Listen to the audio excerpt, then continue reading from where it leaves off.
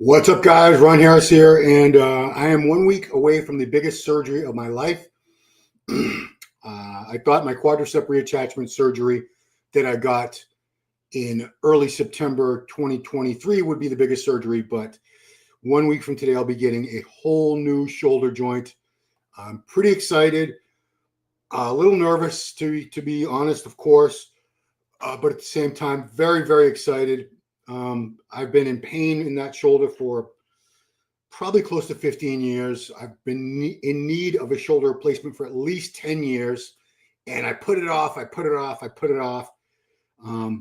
Kept getting cortisone injections, which masked the pain, allowed me to keep training chest and shoulders, do daily things without a lot of pain. And the pain would eventually start, the pain relief from the cortisone shots would eventually start wearing out. And then I would get another one. But eventually, this February, late February, I got a cortisone shot. It had zero effect, didn't help at all. So that's when I knew the time was here to get it done. So I put up a little graphic, this video I found on YouTube that's got an animation of a full shoulder replacement while we're talking, because it is a pretty cool thing. It's amazing what science, medicine can do these days. It really is. I'm pretty amazed. So I'll just leave that running the whole time. So luckily for me, I have a younger brother, Steve, who had his shoulder replaced just 2 months ago. I believe it was 7 or 8 weeks ago this week. So I'm able to talk to him on a nearly daily basis, see how his recovery is going, see how the pain is and things like that. And, he lives by himself. He has nobody to help him. He's got it a lot rougher than me. I have my wife, I have my son here. So, if I need to be driven somewhere, because you can't drive for a couple weeks, at least 2 weeks. I think they say 2 to 4 weeks with a sling on your arm. Obviously, if your arm's in a sling, you're in one arm. You can't be driving. But I went through that with my quad tear back in 2023. I couldn't drive for at least 3 months. It was about 3 months I couldn't drive after that surgery because it was my right leg. My right leg. Yeah, look at that disgusting shoulder. That's how mine looks. It's worn away. So I'd relied on my wife and my son to drive me around, drive me to the gym. I was training a lot of upper body. I didn't do legs at all for a good 4 months before I started doing. Was it 4 months? 4 months in, I started doing very, very light leg training for the leg that had been, the quadricep had been torn and reattached. I do expect to get back to training for my shoulder quicker than that. Look at that. So that's a nice new shiny metal joint, goes into a plastic socket there. Look at that. It's going to be beautiful. Can't wait. Then you're in a sling. Thanks, Kellyanne. Speedy recovery. Yeah, thank you. I mean, it's still a week away from the surgery. Thank you, Michael. Yeah, I'm fortunate that I am seeing a very, very good doctor, a good surgeon, a very well-known, accomplished surgeon. He's done something like 4,000, 5,000 of these shoulder replacement procedures. I've spoken at length to 2 guys I know, bodybuilders, who have had their shoulder replaced by the same surgeon. They're very happy. One of them, he's had 20 or 30 surgeries altogether, so he's really not a good example. The other guy, Ken Johnson, he's been back to doing barbell bench presses, shoulder presses, chin-ups. None of those I've been able to do for years now. I've been unable to do dumbbells at all for chest or shoulders. Shoulders, it's been a long time. It's been at least 5 or 6 years, maybe longer, since I could do any kind of an overhead press with dumbbells. Probably closer to 10 years, honestly. Chest, up until a few months ago, I was still able to do moderate weight, nothing crazy. Like incline dumbbells, I could go up to like 70, 75. After that, the pain was too bad. And that was even with the pain relief of the cortisone shot. But once that wore off, I've been unable to use dumbbells. And lately, honestly, the pain has been getting worse and worse, which leads me to believe that I was masking a lot of the pain for so long. I had no idea what was going on until that pain relief was completely gone. And then, now I'm seeing exactly how bad the pain truly is because the joint's been gone. I had a lot of well-meaning people trying to tell me or just recommend things like, try some BPC 157. Those healing peptides, they're not going to bring back a joint that's been obliterated. It was bone on bone 15 years ago. In 2011, which was 14 years ago, I had an arthroscopic surgery called a decompression, where he just went in there and scraped out some more room for the humerus and the socket to move around in. So it wasn't grinding so much bone on bone. And that did allow me to go on a couple more years. I competed. I was able to train really well for another couple of years. Competed in my final 2 shows, summer 2013. Big, thick chest, big round delts. As time went on after that, I'd say 2015 to 2017, it got worse and worse to the point where I wasn't able to train like that anymore. And, I could never compete again without really big shoulders. And I don't know if I'll ever get my shoulders back to what they were, but if I could get them halfway back to what they were, I'd be very, very happy. You know what? Honestly, forget about the muscular development of the shoulder. If I could regain range of motion and be pain-free, that would be astonishing. I would feel so, so grateful, because I want to show you the range of motion difference in the arms. Here's my right arm. I can put that all the way overhead. I can even go in back of my head a little bit. There is some arthritis in that shoulder. The doctor let me know. This one, that's it. That's as far as it goes. That's as high as it can possibly go. So this one, it's a huge, huge difference in the range of motion there. I think you can see. So very, very excited to get this done. Mr. Henry, how to prevent injuries in the shoulders. So this wasn't an injury. Arthritis isn't an injury. An injury is something that can be repaired. Arthritis is when the joints, the ends of the joints become degraded. You wear out the cartilage, which is the cushion between the joints. And when that's completely worn out, you have bone grinding on bone. And over time, it grinds away. And it looked on the x-ray to me like about a half an inch of the top of my humerus, the ball, the top of the bone. You know what it looks like. It's like a big knob, and it's worn. Mine is ground down about 2 inches, not 2 inches, about a half an inch. So there's a significant portion of it gone. I'll talk about how to prevent injuries in a minute, but I'll show you one more thing. Now, this is a lot of tech talk, and I don't pretend to understand everything that was in this report, but let's see. So let me show this. How do I show this? I guess I'll just do this. Okay. All right. So I'm going to show you the CAT scan results, CT scan results that I got. I got them back. I had this done a week ago. I went in to have my pre-op appointment, and I had a CT scan. I had an EKG for my heart. I had to do blood work. I had to meet with a pharmacist, a pharmacist to go over my medications that I'm on and make sure I stop taking whatever I need to stop taking. I met with a nurse practitioner, which is almost a doctor, very close to being a doctor. And I had to meet with a cardiologist. He had to sign off on my heart because I do have some myopathy. But let me show you what the reports of the CT scan. Now, this is a lot of tech talk. Not TikTok, but tech talk. So if you read that, left shoulder CT scan without contrast.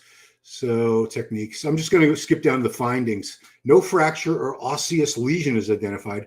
Mild degenerative changes of the intact acromyoclavicular joint with dorsal capsular hypertrophy and small sub-centimeter dorsal mineralized bodies present.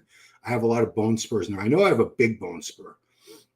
Mild lateral downsloping of a type 2 acromion with minimally irregular undersurface.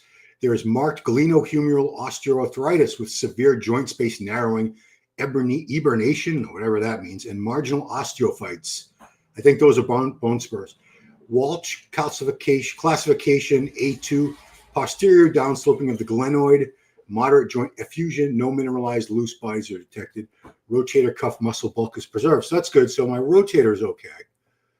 That's good to know because I've had rotator cuff injuries. Those are very painful. How to prevent injuries? That's a very good question, Mr. Henry. So I don't think I could have prevented this from happening. This was just years of wear and tear where the joint was degraded over time. But preventing shoulder injuries, here's what I would recommend. Warm up a lot. Don't ever just jump into heavy pressing, heavy bench press, heavy overhead press, anything was a pressing movement, especially with free weights. Take your time. Don't be in a rush to get to the heavy weights. So let's just say your work sets of a bench press are 225 times 12, 245. So let's just say you're starting with 225 as your first work set. I would literally start with the bar, 45-pound bar, do 20 slow controlled reps. I would put a 25 on, 95 pounds. Again, I would do 15 to 20 very slow controlled reps. I would put a 45 on to make it 135. Keep going. I would do like 4 or 5 warm-up sets before I got it, especially if it's your first pressing movement of the day of that workout. If it's second or third pressing movement, you don't need to warm up as much because everything's warmed up. I'd also do things like, I can't even do it with both arms, arm circles, arm in and out, just a lot of warming up, get a lot of blood into that area. And again, do not jump into heavy weights and don't make huge jumps in weight. Don't go from 135 on the bench to 225. You have to have gradual increases, because a lot of times your form is going to suffer if it's too much weight. Your body's going to find a way to get that weight up somehow, some way, whether it means cheating or getting off center, things like that. There's a lot of ways that your body will compensate for a lack of actual muscle strength just to get that weight. And these are not safe things for you to do. What else would I do in shoulders? Yeah, I would stay away from behind neck pressing. I think everyone, that's a cliche, but it's true. Your arms aren't meant to press behind the head, behind the neck at that angle behind. You can press to the front. What I like about dumbbells, and I did do behind neck dumbbell presses when I was younger. I would go up to 315, believe it or not. That's probably part of the reason I'm in this situation right now. But I found dumbbells were better for me. I got a better feel in the shoulders. I was very strong, which motivated me to keep going heavier on dumbbells. I was very good. I got it to 120s were a very, very normal weight for me to press overhead for 12 reps. 130s, if I was feeling really, really strong that day, I could get for like 6 to 8. I think I tried 140s and it was just too much one time. But those have you pressing right next to your head. So there's no external rotation, which is when your arm is rotated backwards in back of you. So it's in back of your head, like a behind neck press on a barbell or a Smith machine. I wouldn't do them. I would do dumbbell presses. I would do barbell presses to the front. Machine presses are fine, but I would not do a heavy behind neck barbell press ever again. If I could go back, that's one thing I would have changed. Bench press in general, the barbell bench press, a lot of people who have far more knowledge about physiology and arthritis and things like that, they would say stay away from the flat barbell bench press. It's a really good movement for size and strength, but it's too risky. The risk reward ratio leans too heavily toward the risk side of that equation. Yeah, it makes you realize how crazy to live running behind that press. Yeah, I think I have a video of him doing it because I'm going to be interviewing him soon. I don't want to promote it yet because I don't know when we're going to actually get them. Well, now I know I can't use that because it's got the volume on. I got to do those over again. I have to do both of those.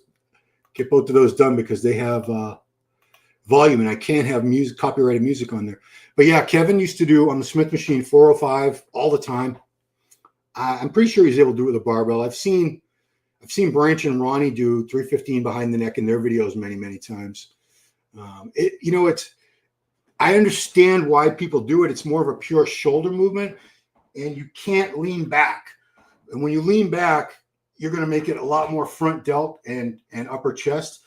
So when I did a lot of my heavy presses to the front with a barbell, I was always arching my back and leaning back. So it was more like a very steep incline press, if I'm being truthful, if I'm being honest with myself, than it was a pure overhead press because my torso wasn't upright. My back wasn't flat up against the seat back at all. It was always pushed away a little bit, which, I'm lucky I didn't suffer more lower back injuries because when your back is arched in that way and you have 300 pounds or more pushing down on you from overhead, it's a recipe for disaster. But yeah, I'm very lucky that I escaped unscathed from that. It's the most pain you've ever experienced, both an injury and a workout. A workout pain is fleeting, so I wouldn't really count that. I mean, I used to go, obviously it would be a leg workout. Some of my leg workouts, the pain, I used to try to do whatever I could to induce as much pain as I could, because I had it in my head, no pain, no gain. And the more pain I could endure or withstand in a workout, good pain, muscular pain, things like that. I'm not talking about injury type of pain. Obviously, you don't want, that's a bad kind of pain, not a good productive type of pain. I would say like leg presses, where I would do, 50, 100 reps. I would do drop sets. I did centuries, if you know what those are. It's 1 plate for 10, 2 plates for 20, 3 for 30, 4 for 40, 5 for 50. You're supposed to have very minimal rest in between these sets, by the way. Good God. 6 for 60, 7 for 70. And I think that's the most I ever got, was 7 plates for 70 reps. And, my lungs felt like they were going to burst. Felt nauseated, lightheaded. My legs were on fire. I used to do a lot of drop sets, a lot of forced reps, things like that could really get a lot of lactic muscle burning. Squats, I would do lower rep sets of squats that, that's fleeting pain, because those sets don't take long. It's the 20 rep squats. I used to do 315 for 20. That was a very regular thing. It's nothing super impressive, I know, but it's a lot, because by 10 reps is easy. You're like, okay, I could have gone heavier on this. By the time you get to 15, you're like, oh boy, this is rough. And then it's like 1 rep at a time after that, and your lungs just feel like they're going to burst out of your chest. Most pain I've ever experienced from an injury, man, I've had some horrible lower back injuries, some horrible shoulder injuries. I've torn rotator cuff. My quad tear was very, very painful. I tore my tricep. That wasn't as painful as the quad. But I've had a lot of lower back injuries over the years, a lot. And those are bad. If any of you guys have hurt your lower back, it sucks, because you can't even get out of bed without pain. You're finding you're trying to get out of bed like a mannequin without bending anything in your body. Swing one leg over and sort of heave yourself over. You need help putting your socks and shoes on, because you literally can't bend over. You can't reach your feet. It's injuries and pain, just too numerous to count. I wish I could pinpoint one specific. When I was 12, I had 2nd-degree burns on my leg. I was lighting a worm on fire, and I got what I deserved. I got the instant karma. My pants caught on fire. My shoe caught on fire. And by the time I was able to wriggle my pants off, everything on my right leg, from the top of my foot to the bottom of my kneecap, was scorched. I ended up losing all that skin. It was oozing and pussing, and eventually that skin all fell away, and I got nice new pink skin. That was pretty bad. Burns are very painful, obviously. Do I think Hadi will be able to travel Olympia? RG, that's a good question, and I don't know. Any day now, President Trump could declare war on Iran, and if we're at war with any country, I can't see someone from that country being allowed to travel into the USA. I understand it's got nothing to do with him. Sports should have nothing to do with politics, but unfortunately, travel and politics are sort of intertwined. So if that's the case, if we end up being at war with Iran, I don't see Hadi getting in here. Otherwise, he does have great connections. Hani Rambod, his prior coach, maybe still his coach secretly. I don't know. I suspect he might secretly be his coach. He has a whole network of people there that have been able to go through the proper channels in the U.S. Embassy, and they know everything needs to be done. And they've got him here successfully 4 times now, I believe. He's made to the U.S. 4 times, 4 different years. So unless we're at war, I don't foresee a problem. Behrooz Tabani, who is the favorite to win this Dubai Pro coming up on Sunday, that's another story. There's a lot of rumors, and he's never come out and confirmed it as far as I know, that he did serve in Iran's military, in their army or whatever armed force. And as a soldier of a country that the U.S., I don't know if we consider them an enemy country or what the deal is, but we're not on good terms with Iran. So if that's the case, if he was in the military, I don't see him ever getting in here, unfortunately. I never read that, but this is not a rotator cuff problem. I keep having people thinking it's a rotator cuff or something like that, or a labrum tear. It's not. So this is osteoarthritis. This is the joint was completely worn away, the bone on bone for many, many years. The joint is a big chunk of the top of my joint there is gone. It's literally been ground away.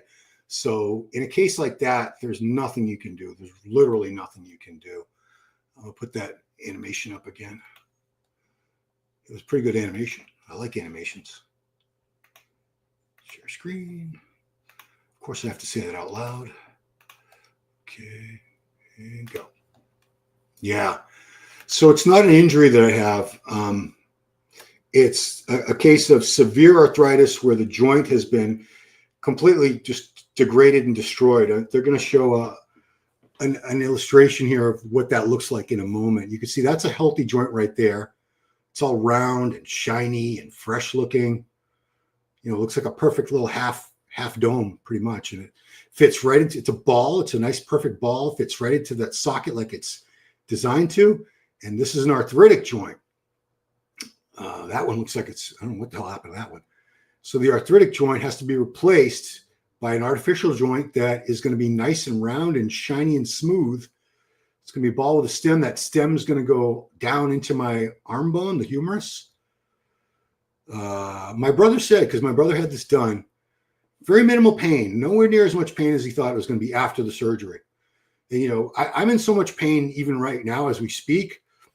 I can't wait to have this done, because whatever pain I have to go through with the surgery and the rehab and recovery, it can't be anything like what I've been dealing with for a long time in this shoulder. I'm seriously, yeah, Zionic, exactly. I mean, I can't imagine going on. Look at that, nice. Goes right in. I can't imagine going through life in this kind of pain. I'm sure a lot of people do if they don't have insurance or they just never get the surgery. They just live with that pain forever for, 20, 30, 40, 50 years, however long it is they live. I'm not going to do that. I tried, I put it off for a very long time. At least I met with this very surgeon, at least 10 years ago. It might have been 12 years ago. I'm trying to remember, but it's very hard to remember how long. And he approved me. We did x-rays and all that. And he approved me for the surgery at that time. So I'm like 10 years late getting this done, 10 years overdue. That's how much I procrastinated. And because I only procrastinated because I didn't have to face the pain, because I was going and getting cortisone injections in there to mask the pain. And that allowed me to keep going, basically keep ignoring it and putting it off. What work do I do? That's a good question, Rick. So I do this. I do the YouTube channel. I'm an online coach. You can reach me at Ron Harris Muscle for coaching. I do contest prep, off-season bodybuilding, lifestyle for regular people that just want to look better, feel better, or if they just want to put on some muscle, lose fat. I work with all types. So that's what I do. Online coach and content creator for YouTube. If I had to give it a job description. That's funny because people ask me, what are you doing? Before I could just say, well, I'm the senior writer and online editor for Muscular Development. That's what I did from 2017 until the company went out of business 2023. Prior to that, for many, many years, I was a magazine writer, a freelance writer for various bodybuilding magazines. And it was a great, great gig. I don't know anything about the sugar diet craze. Is that eating no sugar, eating a lot of sugar? What's the sugar diet, RG? Help a brother out. I have no idea. All the best. Thank you, guys. Yeah. I'm fortunate. I have a lot of people rooting for me, but this is it's a fairly, I wouldn't say it's a simple procedure, but you are allowed to go home that day. Very few people have to be held in the hospital, only if there's some sort of complications, which I don't anticipate. Steve, would I go back and change? Yeah, I mean, none of us can go back in time, Steve, obviously. What would I do differently? I'd say I probably wouldn't have done as many low rep sets because I was so strong on shoulders. I would push myself and challenge myself with weights that I could only do for 3 or 4 reps.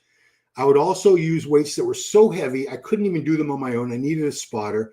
So anytime you have that much weight that you really can't control it, you're going to be wobbly. You're going to be putting a lot of stress on the tendons, ligaments, things like that, the joints in general. So I probably would have gone a little bit lighter, not a lot lighter, because, I love training heavy. It was fun. It was satisfying to see those numbers go up over time and be, the one thing I was really strong at was shoulder pressing. I was never a great bench presser. I was a decent squatter. I was never the strongest squatter in the gym. I was never like doing 6, 7 plates for reps like some guys do. But shoulder pressing, there were very few people that could press as much as me. And it was very rare that I found someone, unless they were like 350 or something, a monster of a human being that could press more overhead than me. I was very good at that one thing. So I took a massive liking to shoulder pressing, dumbbells and barbell and machines. I remember I did 405 on the Smith machine to the front many times with a spotter doing how much, I don't know. But yeah, I would have gone a little bit lighter. I would have warmed up a lot more. I didn't warm up much back in those days. I had this idea, and I've seen this echoed. I've seen people say this too, but now I realize how silly it is, that they didn't want to waste a lot of time and energy warming up because they felt that would take away from their work sets. But you're better off going a little bit lighter on your work sets and being far more warmed up. In the long run, that's a much safer way to train than to just do a very, very minimal warm-up, perfunctory warm-up of a couple quick sets and then jump right into your heaviest weight. That's another thing. I didn't pyramid up for many years, especially in my 20s. I used to warm up and then start with my heaviest set. I think I got that from Lee Labrada, which he wrote about that in like the late 80s, mid-late 80s. I read something. And again, it was because I thought I'm going to use all my energy and strength on this heavy weight. So instead of doing like 135, 185, 225, I would start out with, 350. I would warm up with like 135 for a couple sets. I think maybe I would do 185, but I would only do like 3 or 4 reps because I didn't want to waste any energy. Then I would load up 3 plates, get a spotter, put my belt on real tight, and boom. I wouldn't do that ever. I wouldn't do it that way if I could do it. Sugar diet is for sheeple. Okay, well, that's a sheep person. I don't want to be one of those.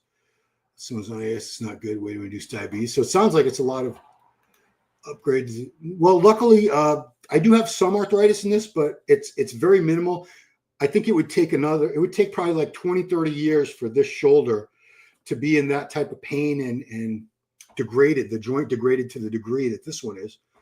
I really don't have any pain in my right shoulder. There is some arthritis, but I don't feel it. And my function is pretty well. I have really good range of motion in this. It's not perfect. I still can't like scratch my back or anything, but compared to this shoulder, it's phenomenal. Cheer you up. Quentin is doing Kill Bill. Kill Bill, the final Kill Bill? Huh. He said he was only going to do 10 movies, and I think he's done 9. What's your recovery time? Like I said, I'm using my brother. My younger brother had his shoulder replaced 7 or 8 weeks ago. He is back to work. He's back to driving. As far as lifting, it's going to be a slow road coming back. I know that, but I'm looking forward to it because I have been unable to do a lot of things for years and years, and I'm going to be able to do dumbbell presses, barbell presses if I want to. I'm going to be able to do all that stuff again. It's going to take a long time to get strong on them, but it's either that, a long time getting to that, or never being able to do that. And if I don't have this done, I'd never be able to do those exercises again. I'd never get the range of motion back. I'd never be out of this pain. So I'm really, really excited. Very, very, very excited to get this done. Thank you, man. Appreciate that. Yeah, Kill Bill. There's a lot of good movies. I'm a movie buff, and I saw like the trailer for the new Superman. That looks awesome. There's a final Conjuring movie coming out later this year. Man, there's a lot of good stuff coming out. I love movies. 10 movies. Oh, well, that's right. He did say volume 1 and volume 2. So you could say that's one movie. Repair some damaged cartilage. Well, my cartilage isn't damaged. It's gone. There is no cartilage. I wore my cartilage out well over a decade ago. There's been nothing in there. Nothing. Apparently help prolong life of your joints. Yeah. I mean, like I said, this shoulder feels good. It feels good. like I said, I can't press with dumbbells with 2 arms, but if I was I don't want to be unsymmetrical, but I could still be doing one arm dumbbell presses with this arm, no problem. I could, I used to do standing 1 arm dumbbell presses. I would put the non-working arm, I would put it on the top of like a bench, like a seated bench, and I would press with the other arm. And I used to do 70, 75 was a good working weight. I think I did 80s, but it was sloppy and I only got a few reps, but I could do like 70, 75 standing 1 arm dumbbell press. 2 arms is too hard because there's nothing to balance. I'd fall over my ass. Not long ago, Quentin scrapped the movie based on she's for kissing with her. Yeah, Uma has to be. She's older than me. I'm going to be 56 in September. I think Uma's older than me.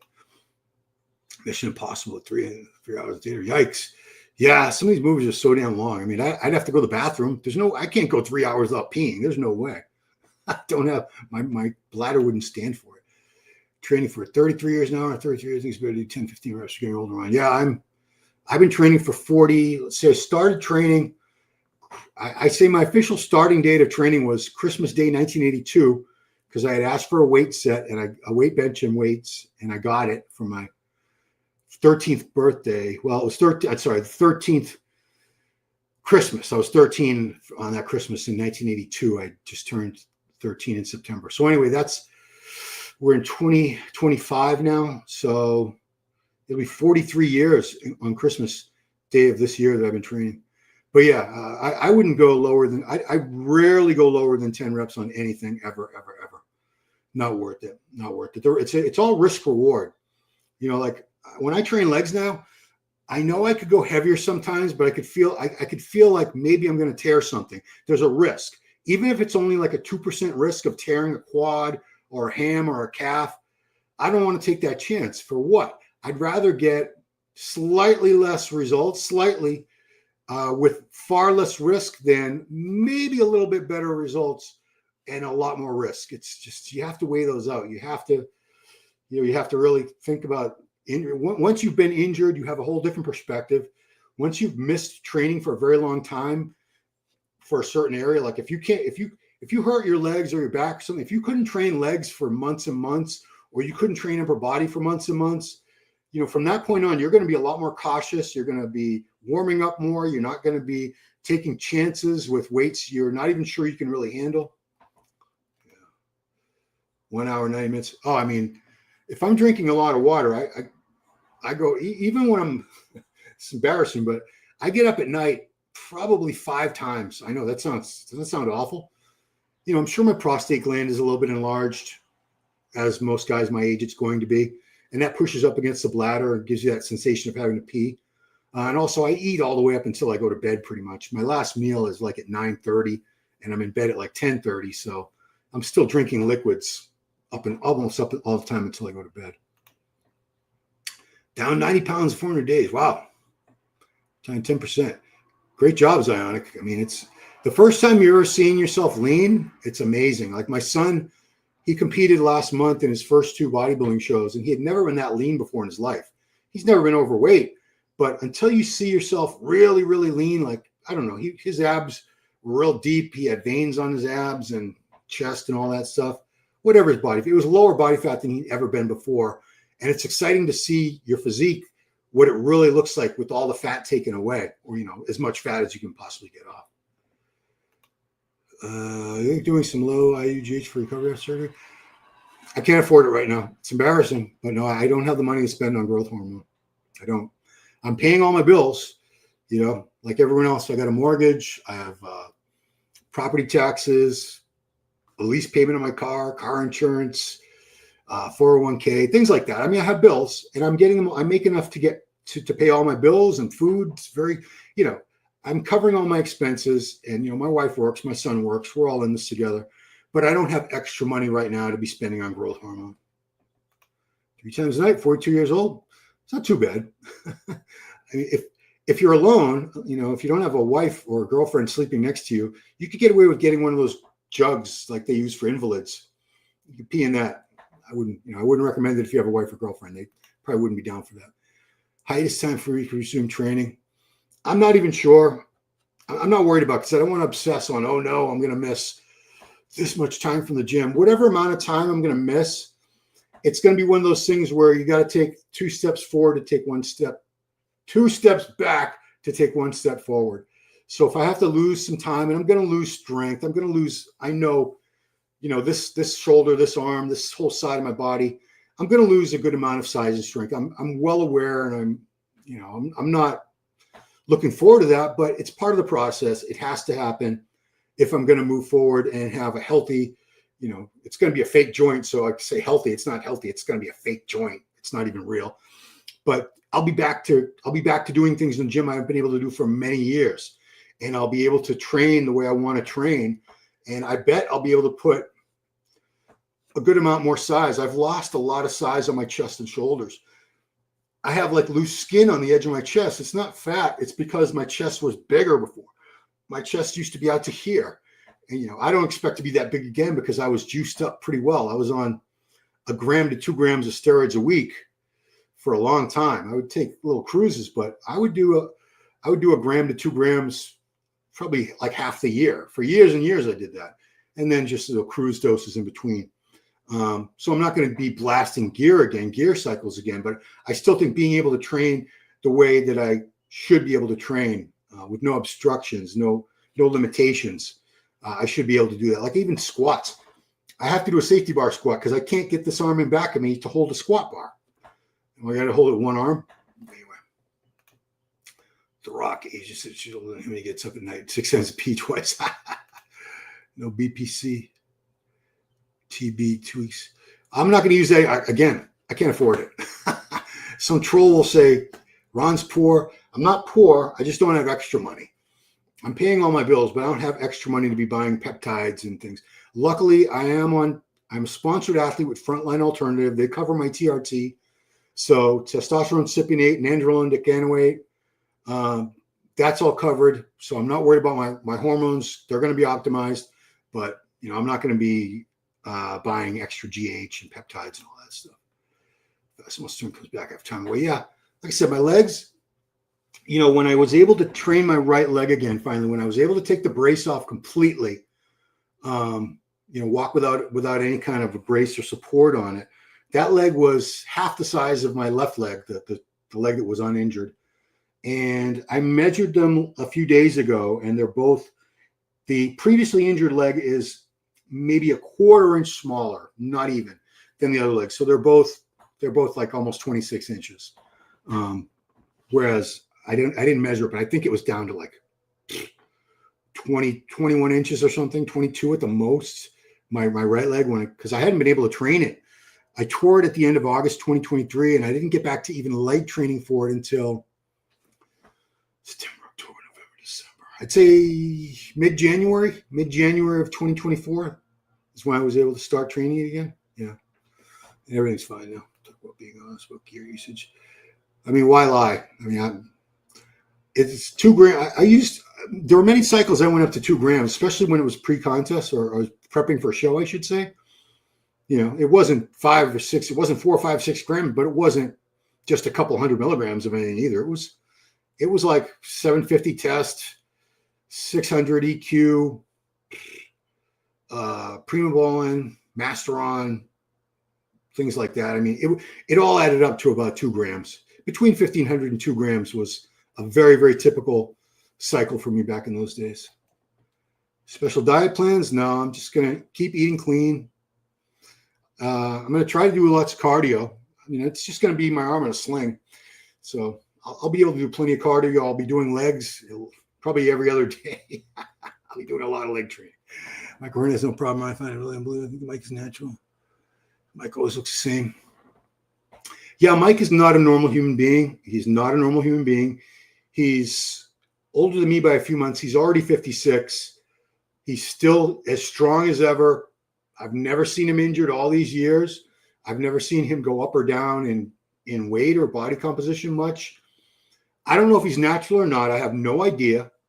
But no, I don't think anybody should compare themselves to Mike O'Hearn. Not a real human being. Boston, boring. I mean, compared to what? Where are you supposed to live? Somewhere like Las Vegas? Everywhere is boring if you just, work and work out. on Finiturn Quads Illustrated, 2 months. It's going to be a lot of leg training because I mean, when I couldn't train my legs for a good 4 months, 5 months, something like that, I was doing push day, pull day, day off, push day, pull day, day off, over and over and over again. So I was training the crap out of my upper body, probably over. My wife said I was overtraining, and you know what? She's rarely wrong. She was probably right, but for my own mental health, I had to keep going to the gym, even though I couldn't train legs. So I did more for upper body, and it worked out pretty well. I didn't lose anything in my upper body at all. So, and now I got my legs back. So now I will be losing some size and strength in my upper body, and that's okay. It's all good. Anyway, guys, it's that time. I'm going to go walk my dog, Branch, my Pit Lab mix. He's a beautiful boy. Do I have a picture of him for you guys? I bet I do. Ooh, let's see. I'll show you Branch. Because I posted a good picture of him up the other day. There he is. Ah, look at this beautiful boy. Look at this beautiful dog. I'll show you Branch. He's so cute. Look at that. Branch the Bubba's. Pit Bull, the DNA test had all kinds of breeds in there, but he's mostly Pit Bull and Labrador Retriever. Mostly. Yeah, he's a good boy. Big Paul Barnett just had bicep reattached. Was in a sling for a few weeks also. Yeah. Good dude, Paul. I like Paul. I like him a lot. She's the best shoulder patient to use stem cells. Now, again, stem cells are like $5,000 a treatment. You have to have a lot of money to get stem cell treatments. It's $5,000, and you need to get it done every few months. So it's gonna cost you about $20,000 to $40,000 a year, and we can't even get them done in the U.S. You got to go to like Chile or Mexico or Argentina, places like that. These guys are crazy cheat day. We can still train. Yeah, I'm not craving anything. If I want a piece of pizza or ice cream or something, I have it. I eat clean most of the time, but if I want something, if I'm there, like I was at a Father's Day barbecue Sunday, there was some desserts. I had a piece of cheesecake. I had a piece of my wife's flan. What the hell? Who cares? You only live once. I'm not dieting. I'm not prepping for a show or anything. It's all good. Anyway, that's Branch. That's why I got to go walk. So anyway, guys, thank you all for joining me. Appreciate it very much. And yeah, 1 week from now, I'll be getting my new shoulder. I am psyched, and I'll talk to you guys later. Peace out.